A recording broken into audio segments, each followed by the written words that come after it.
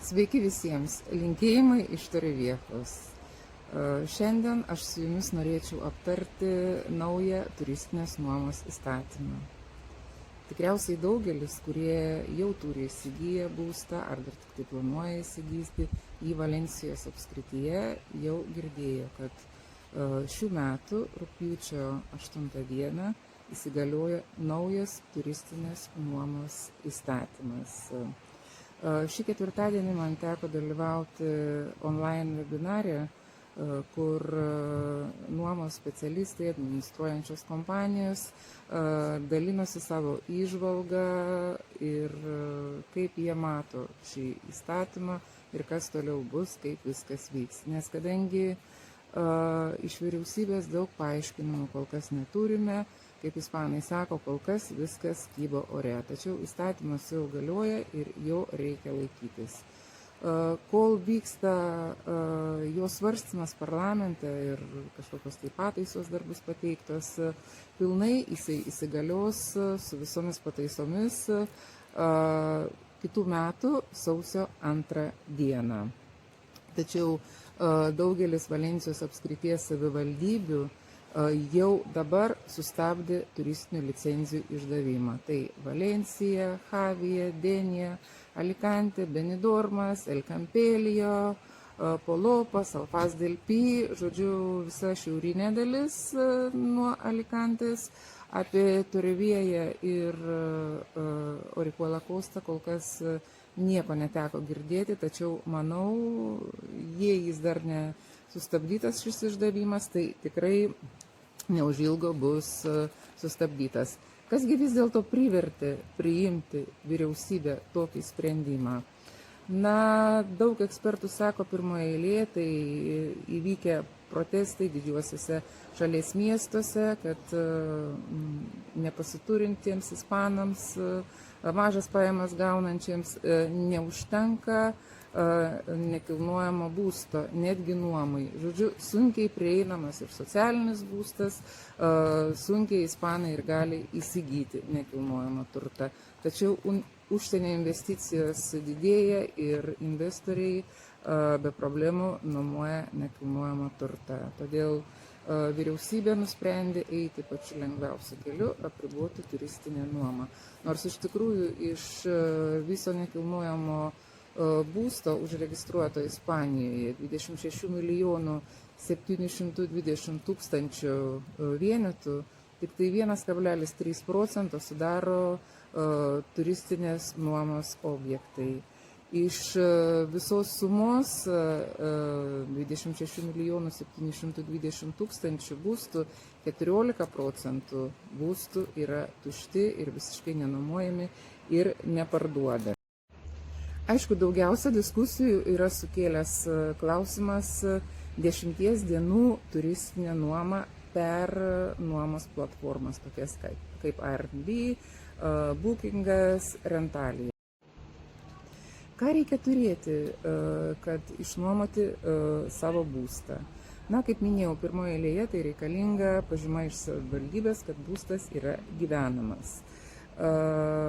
Naujovė, kuri atsirado būtent priėmus šį įstatymą, kad savininkui, tas, kuris turi licenciją, kuris prašo licenzijos, jis taip pat turi išsiimti savivaldybėje verslo licenciją vadinamą, licenciją de actividad. Čia kiekviena savivaldybė jau pati pateiks informaciją, kaip ir kur galima bus išsiimti šitą licenciją. Toliau individualus kadastro numeris. Aišku, 99% įsigijusių nekilnojamą turtą lietuvių turi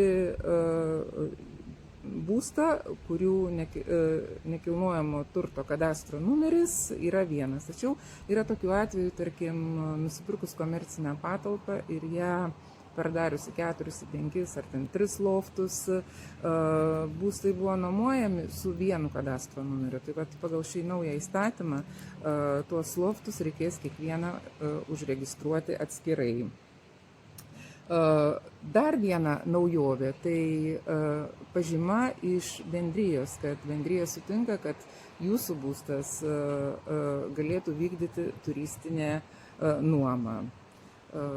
Dar viena naujovė irgi, kad visus nuomininkus vyresnius kaip 13 metų, tai yra nuo 14 metų, reikės registruoti specialiame puslapyje ir pateikti policijai visų asmenų pasus, visus, žodžiu, asmeninius duomenis. Kur reikės registruoti, aš galėsiu paskui vėliau pateikti po video. Jeigu jūs patys vykdote turistinę nuomą, tai tada jums dar papildomai bus reikalingas civilinės atsakomybės draudimas. Tas draudimas, kurį jūs įsigyjate per banką ar per kažkokią tai draudimo kompaniją, būtent būstui jisai negalioja, todėl kad jūs vykdote komercinę veiklą ir šitai veiklai reikalingas visiškai kitas civilinės atsakomybės draudimas. Tačiau tie, kurie nuomoja per Bookingą, per Airbnb, šis draudimas yra įtrauktas į šių kompanijų veiklą. Taip pat reikėtų būste būtinai turėti skundų knygą arba vadinamus skundų puslapius, hojas de reclamación. Juos galima gauti savivaldybėje, vartotojų teisių ir apsaugos departamente. Dar vienas privalomas akcentas, tai reikia turėti būtinai raudonos spalvos lipduką. Aišku, yra nustatyti jo matmenis 200 mm ant 274 ir jis turi būti priklijuotas ant būsto lauko durų. Taip pat aš manau, kad daugelis, kurie užsiėmė nuomą, vis tik tai iki galo nevykdė reikalavimų, bet dabar aš manau, kad bus sugriežtinta viskas. Taip kad evakuacijos planas, kuris turėtų būti ant lauko durų, kaip iš būsto galima patekti į gatvę. Būtent nuo lauko durų, kaip patekti į gatvę. Šį planą gali pasibraižyti pats savininkas. Dar viena būtinybė, tai yra vaistinėlė ir gesintuvas, kurie taip pat turėtų būti būste. Ir būtinai turi būti informacija su policijos, gaisrinės, ligoninės telefonais, artimiausia vaistinė. Galima būtų palikti taip pat informaciją apie kažkokius tai barus, kavines, lankomiausias vietas. Jūsų arba asmens, kuris administruoja nekilnojamą turtą, telefonas nuomininkams turi būti pasiekiamas 24 valandas, taip kad turėkite omenyje. Ir dar vienas gan įdomus dalykas, kad nuomininkai turi būtinai raštiškai pasirašyti, bent jau taip rekomenduoja specialistai, kad jie sutinka su bendrijos ir būsto nuomos taisyklėmis. Žodžiu, reikia informuoti, kad, tarkim, baseiną galima lankyti tokiomis valandomis, būstą galima daryti tą ir tą, draudžiama daryti tą ir tą, tarkim, ten ar rūkyti, ar ten su gyvūnais, dar kažką. Ir jeigu jūs turėsite parašą ir iškils kažkokių nesklandumų, tarkim, kaimynai iškvies policiją, jūs, remiantis nuomininko parašu, galėsite drąsiai jį iškeldinti ir negrąžinti pinigų už likusias dienas. Nemažai reikalavimų, ar ne? Taigi, 10 dienų turistinės nuomos laikotarpis. O kas toliau? Kas nuo 11 dienos? O nuo 11 dienos būtent prasideda labai įdomus dalykas – sezoninė nuoma, kurios veiklai visiškai nereikalinga turistinė licenzija. Visiškai nereikalingas bendrijos sutikimas. Nuomininkų nereikia registruoti policijos tinklalapyje. Nereikalingas civilinis draudimas. O tai tada kas reikalinga?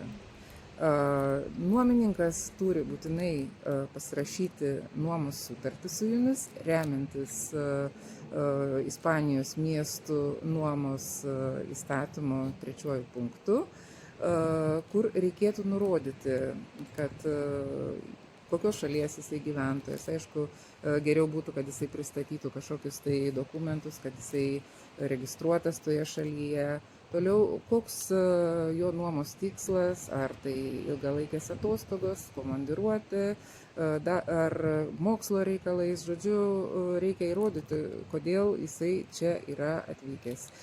Elektros vandens išlaidas, manau, čia jau turėtų tartis savininkas ir nuomininkas, taip kad sąlygos kaip ir neblogos būtų. Tik tai klausimas, per kur galima būtų išnuomoti visą šitą būstą.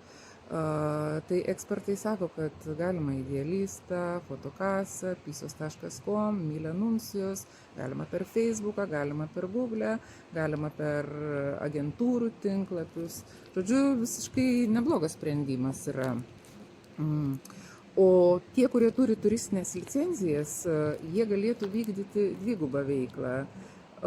Ir nuomoti per tinklapius ir daugiau negu 11 dienų. Bet aišku, vienu metu negalima daryti šitų dviejų dalykų. Jeigu jūs ruošiatės nuomoti būstą ilgesniam negu 10 dienų laikotarpiu, tai jums būtinai reikia išimti skelbimus iš nuomos portalų ir Valensijos turizmo departamente apriboti veiklą. Žodžiu, laikinai nutraukti tą veiklą, kurią paskui bus visiškai nesunku kelių dienų bėgyje atnaujinti. Taigi, manau, visiškai neblogas yra sprendimas. Dar vienas pakeitimas, kad turint daugiau negu 4 būstus, taigi pradedant nuo 5 būsto, reikia jau steigti įmonę. Na, manyčiau, kol kas viskas. Jeigu jūs turėsite klausimų, tai jūs man rašykite tiesiog po šito video ir aš pabandysiu įrašyti dar vieną video su atsakymais į jūsų klausimą. Jeigu jūs planuojate įsigyti nekilnojamą turtą Ispanijoje, tai mielai aš jums padėsiu. Aš esu brokeris, oficialiai registruotas, sertifikuotas ir mano patirtis nuo 2005 metų. Būtent aš šitą vaizdo įrašą darau iš vienos iš savo pirmų kompanijų, kur pradėjau dirbti, Masa International. Iki malonaus viso.